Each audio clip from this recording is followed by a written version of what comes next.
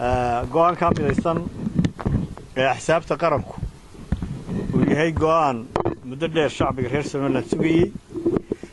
faahfaahintiisii iyagaa idiin sheegay laakiin guud ahaan waxaa farxad u ah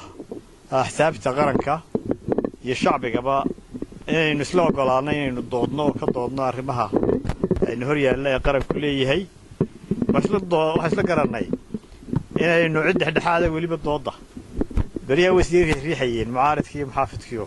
waxaan runtii aad ugu mahadnaqayaa geesinimada iyo laabxaadhnaanta ama furfurnaanta ay muujiyeen gaar ahaan guddoomiyaha xisbalxaakimka iyo mujaahid maxamed kaahin oo runtii hawsha aslee wax badan ba iyaguna qaybtooda ay ka qabteen waxaan ugu bishaaraynayaa shacbiga in wixii dhammaystira ee ku saabsan axsaabta ka dhimanna way dhammaystirayaan wixii kale sida shirka loo socodsiinayo iyo waqtiga la qaban doono iyo waxaasoo dhan waxaanu ka sugaynaa faahfaahintooda insha allahu akaademiyada waxaan jecelahay inaan u mahadnaqo madaxweynaha jamhuuriyadda Somaliland oo runtiisna aanu shalay aragnay hawshaasna